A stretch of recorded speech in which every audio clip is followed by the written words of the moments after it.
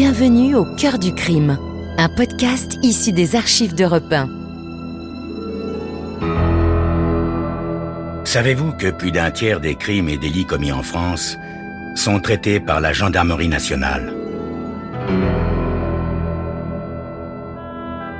Je m'appelle Yann Kermadec. Je suis commandant de gendarmerie. Je dirige une section de recherche dont la mission essentielle est une mission de police judiciaire.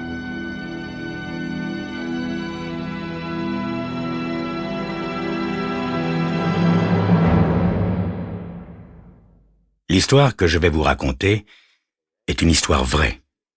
Tous les faits sont réels et se sont déroulés en France. Seuls, les noms des personnes et des lieux ont été changés.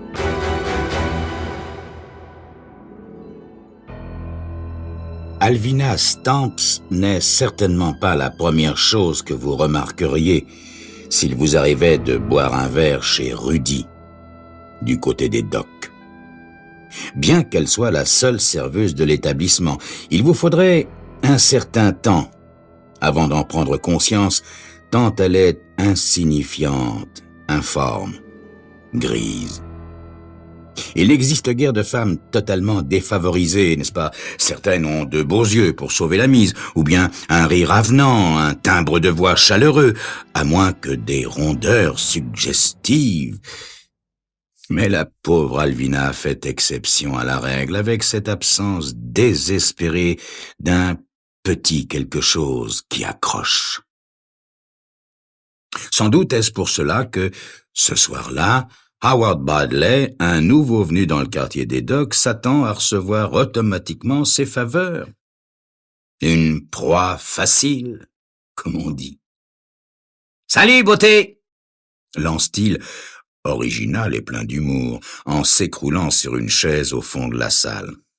« Que désirez-vous » fait-elle en jetant un menu crasseux sur la table en formica. « Devine » dit-il avec un clin d'œil salace. Elle hausse les épaules en remarquant la face lunaire et les cheveux blonds filasses du nouveau venu, un être aussi insignifiant qu'elle, un compagnon d'infortune. Quelque chose, une lueur maligne au fond de ses yeux bouffis la fait frémir malgré elle. « Hamburger, frites et café !» commande-t-il en la déshabillant du regard. 10 minutes plus tard, elle lui apporte son repas. Elle a presque terminé son service, elle est fatiguée.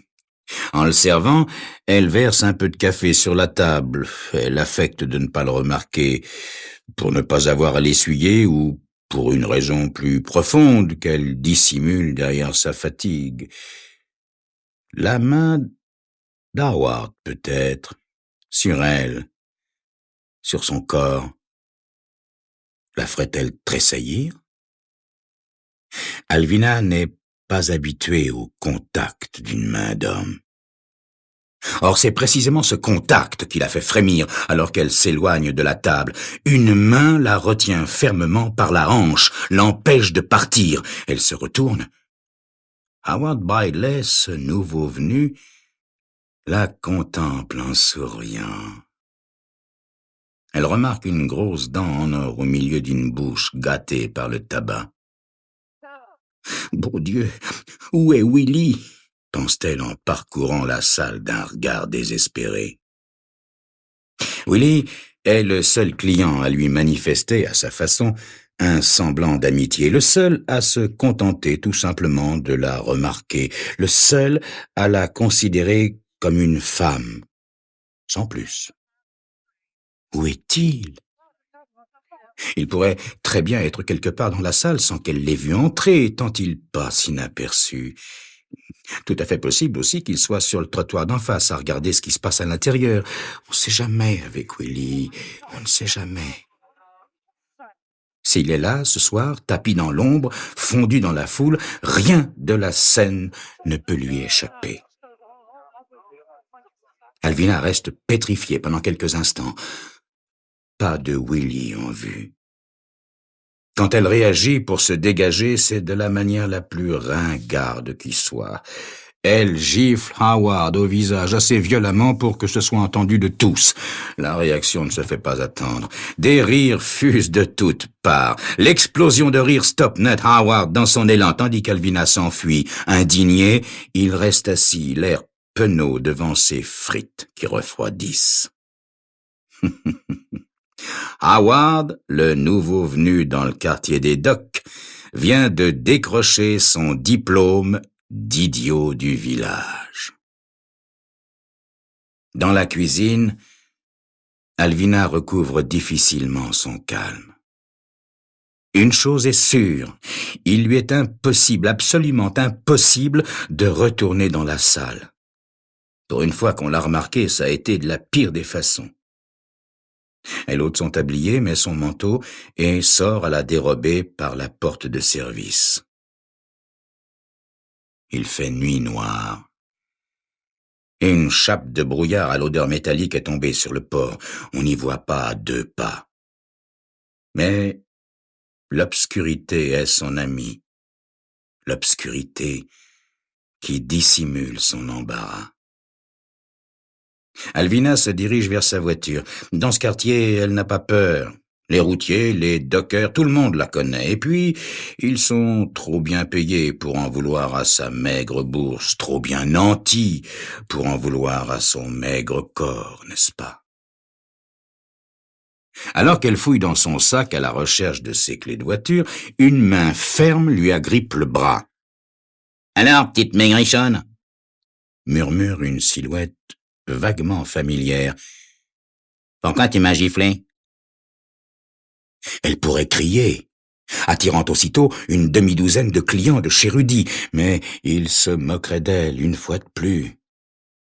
Aussi reste-t-elle sur place, rigide, figée, partagée entre la peur et une sourde vague de désir. « Tu crois que tu vas t'en tirer comme ça ?» s'emporte l'inconnu, dont elle reconnaît la dent en or qui luit faiblement dans l'obscurité. Alors qu'il la renverse violemment sur la voiture, une silhouette se matérialise derrière lui et le tire vers l'arrière avec une force incroyable. Les ombres s'entremêlent, haletent, engagent la lutte. Alvina se colle à sa voiture. Les ombres tombent, enlacées. Les coups s'échangent en bruit mat. Quelque chose de mou frappe quelque chose de plus dur. Rythmiquement, régulièrement, quelque chose martèle durement le pavé. Au bout d'une éternité, une silhouette se relève, souffle bruyamment et se fond dans le brouillard. Alvina veut fuir immédiatement, mais sa curiosité est la plus forte. Elle allume son briquet et se penche. Dans cette lumière de peinture ancienne, elle distingue une chevelure blond filasse, poissé de sang. À la place du visage, un amas de chair sanguinolent, au milieu duquel scintille une dent en or. Adieu, Howard. En levant les yeux, elle reconnaît une silhouette familière dans le halo diffusé par la devanture de chez Rudy. Willy. Willy le discret, Willy le taciturne. Le lendemain, à 9 heures, l'inspecteur McFarlane se présente à la porte du petit meublé que loue Alvina. Elle s'attend à ce genre de visite.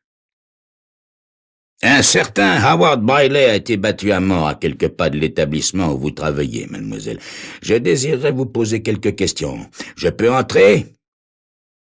Elle s'efface pour le laisser passer, lui propose du café alors qu'il s'installe sur un divan miteux. Elle sait que son témoignage entraînerait la condamnation de son sauveur, de son admirateur, de quelqu'un qui pense qu'Alvina Stamps est digne d'intérêt, du moins qu'elle vaut bien une bagarre. Réfléchissez, vous ne voyez personne qui aurait pu en vouloir à Howard Bailey? Si, inspecteur. Je vois quelqu'un. Le regard de l'autre s'allume. Moi, inspecteur, moi. Bradley m'a manqué de respect hier, et je l'ai giflé. Mais je pense pas que ce soit ça qui ait mis fin à ses jours. L'inspecteur grimace un sourire. Effectivement, mademoiselle Stamp, effectivement. Seul un homme vigoureux a pu le démolir aussi sûrement. Merci quand même de m'avoir reçu. Quand elle ferme la porte derrière le policier, Alvina Stamps se sent définitivement compromise. Howard Bradley a été battu à mort pour avoir manqué de respect à Alvina, la petite serveuse insignifiante. Car Willie le taciturne, veille.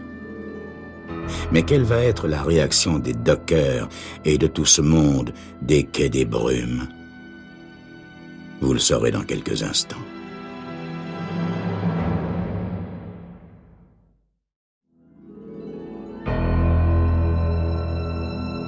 Le moins qu'on puisse dire est qu'Alvina Stamps est la serveuse de troquet la plus insignifiante qui soit. Or, après lui avoir manqué de respect, un certain Howard Bradley est battu à mort à 2 pas de chez Rudy, le bar où elle travaille. Alvina sait qui a tué Howard. C'est Willie le taciturne.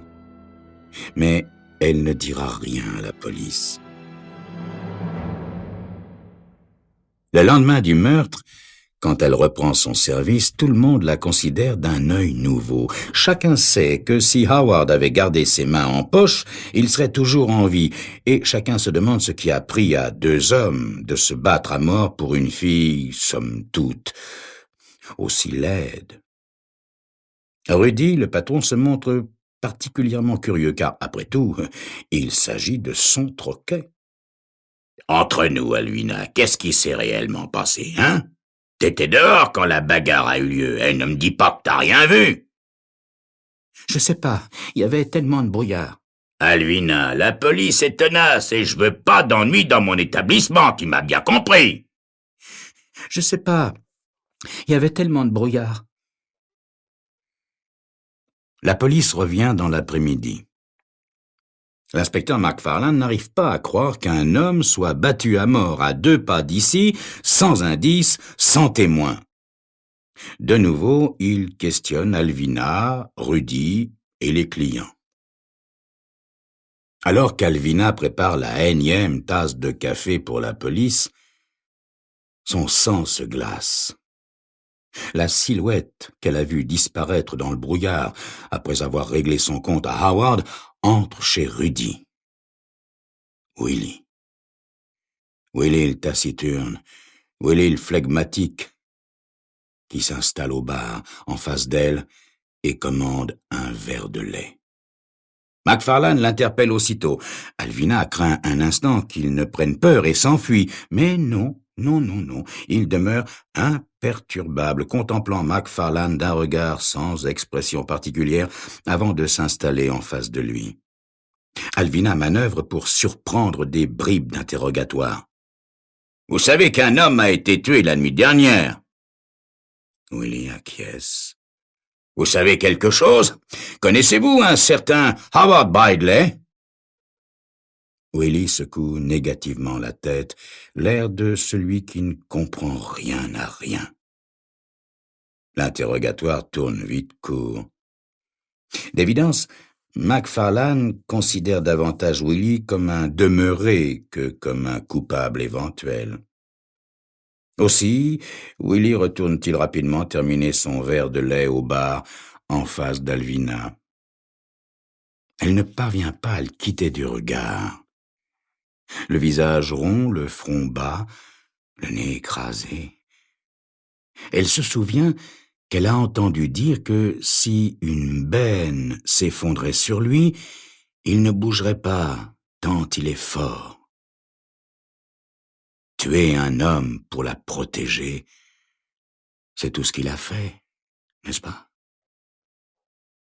Aussi tenace soit-elle, la police finit par abandonner ses visites au bout de quelques jours. d'autres affaires l'appelant. La police ne chôme pas dans le quartier des docks. Seuls les bavardages survivent au crime, les langues vont bon train, et peu à peu, les plaisanteries remplacent les hypothèses. Celle qui a le plus de succès est la théorie de Ray Salter. Le pauvre Howard aurait bel et bien été trucidé par la vierge et fougueuse Amazone qui évolue entre les tables de l'établissement. Aussi est-il dorénavant recommandé de gratifier les services d'Alvina d'un pourboire royal. Joignant le geste à la parole, il ne manque pas de simuler la frayeur dès qu'elle vient à sa table ou le croise au bar. « Pardonnez-moi, Alvina, je vous ai frôlé par mégarde. Alvina, je vous ai pas vu venir. Je vous en prie, Alvina, ne me frappez pas. » Au début, elle est plutôt contente d'attirer l'attention générale et sourit modestement. L'ennui, c'est que jour après jour, ce cher Salters n'en rate aucune. Et c'est qu'il n'est pas sans imagination, le bougre. À tel point que leur duo devient le clou de chaque soirée, à tel point que son travail chez Rudy se transforme peu à peu en cauchemar. Et Willie, que fait-il pendant ce temps-là? Elle a l'impression qu'il ne vient plus aussi souvent. Ça n'est peut-être qu'une impression. Il est si discret, Willie. Un soir, arrive ce qui doit arriver. Dans son enthousiasme à la ridiculiser, Ray Salters entre en collision avec Alvina, faisant voler une demi-douzaine d'assiettes. Profitant de son désarroi, il enlace la serveuse bouleversée et la serre dans ses bras. « Alvina, je t'aime !» singe ce triste Roméo. « Tue-moi si tu veux, je mourrai heureux !» Et il essaie de l'embrasser. Elle se débat comme une tigresse, tente de le repousser des deux mains, en vain. Alors, folle de rage, elle enfonce ses ongles dans les joues de l'homme et le marque de sillons sanglants. Le cabot lâche prise et pousse un cri. « Vous voyez que j'ai raison, c'est une chienne enragée !» Dédaignant la casse et les rires de la salle, Alvina court se réfugier dans la cuisine. Au bout d'un moment, Rudy la rejoint. « Calme-toi, petite, je l'ai mis dehors. » Elle se mouche et fond en sanglots contre la poitrine de son patron. « Allez, c'est tout, Alvina, c'est tout. Va au bar, montre que t'es la plus forte. » Willie est au bar, les bras croisés, le regard perdu. « Oh, Willie, comme je suis heureuse de te voir. Ce salaud de Salters m'a ridiculisé devant tout le monde. »« Je sais, Alvina, » fait-il en haussant les épaules. « Serre-moi donc un verre de lait. » L'attitude indifférente de Willie la glace. La laisserait-il tomber? Elle lui sert son verre de lait, les yeux au bord des larmes. Ça n'est que le lendemain, en voyant l'inspecteur McFarlane, qu'elle sait qu'il n'en a rien été. Son cœur bondit de joie quand McFarlane, sinistre, s'approche d'elle pour l'interroger sur le meurtre de Ray Salters, battu à mort lui aussi. L'affaire reste longtemps d'actualité. McFarlane ne croit pas aux simples coïncidences. Il cherche patiemment à comprendre pourquoi les deux seuls hommes qui aient jamais ennuyé Alvina disparaissent sauvagement. Pendant des mois, il vient la questionner régulièrement, en vain. Alvina est heureuse. Alvina est forte. Alvina n'est pas seule.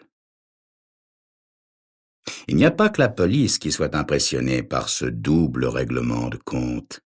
Rudy et les clients aussi, à tel point que, dans les brumes des docks, certains finissent par la prendre pour une jeteuse de sorts, ce qui ne fait qu'accroître pourboire et bon procédé à son endroit. C'est à ce moment qu'apparaît sur les quais Joe Frayne, un garçon d'une trentaine d'années aux mains calleuses. Étrange garçon, en vérité. Même Alvina n'a pas remarqué son manège. Tenez, par exemple, en plus d'être un habitué, il prend ses 3 repas chez Rudy. En fait, de l'histoire de l'établissement, il est le seul à être capable de manger 3 fois de suite et sans broncher la cuisine de Rudy. Elle ne s'aperçoit pas non plus qu'il cherche autant que possible à engager la conversation, car, en général, il se contente de demander comment est la tarte aux pommes aujourd'hui, ou lui suggérer, dans un moment de grande audace, de ne pas trop en faire. Étrange garçon, en vérité, que ce Joe Frayne. Leur relation continue ainsi jusqu'au soir où ils se retrouvent, seuls, tous les deux, dans le café. Laissant tomber son éternelle tarte aux pommes, il la regarde et lui demande « Alvina, vous travaillez beaucoup, n'est-ce pas ?»« Pourquoi pas ?» fait-elle en le regardant réellement pour la première fois. « Vous pourriez prendre une soirée de congé ? Aller au cinéma ? Je pourrais avoir un peu de crème, s'il vous plaît, Alvina ?» Au moment où elle dépose le pot, il lui saisit tendrement la main. « Alvina, il faut que vous m'écoutiez. Laissez-moi, Alvina. J'ai un peu bu ce soir avant de venir et le whisky me donne ce courage que j'ai pas beaucoup. Voilà, je voulais vous dire... Je vous aime, Alvina. » Elle le regarde, bouche bée, la main prisonnière dans celle de ce Joe Frayne. Aucun homme, jamais n'avait prononcé ces mots devant elle, pour elle, auparavant. « Je suis un homme seul, Alvina, et je devine que vous êtes seule, vous aussi. » Elle ne le quitte pas des yeux. Il a un regard brun, très doux, très gentil. Un homme qu'elle pourrait aimer. Alvina, comment dire, Alvina, vous voulez bien m'épouser ? Elle laisse échapper un petit cri, lève brutalement les bras au ciel et recule contre la caisse. Lui, trop ému, avale sa salive avec difficulté et sa pomme d'Adam monte douloureusement. « Vous m'avez proposé ?» commence-t-elle. « Oui, je vous aime, » dit-il, et il sort précipitamment. Elle le regarde partir. Elle le voit jouer maladroitement avec le bouton de la porte, trébucher et s'évanouir dans la nuit. « Oh, Joe, mon chéri, » pense-t-elle. « Joe, tu es le seul, bien sûr, que je pourrais aimer. Tu es bon. Oh, bien sûr que j'accepte de t'épouser, Joe. »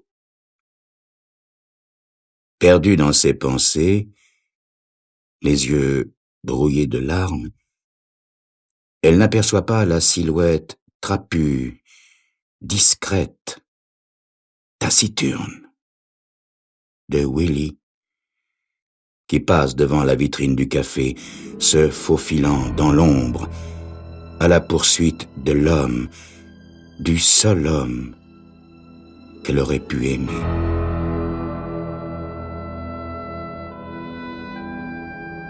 Vous venez d'écouter Au cœur du crime, un podcast issu des archives d'Europe 1.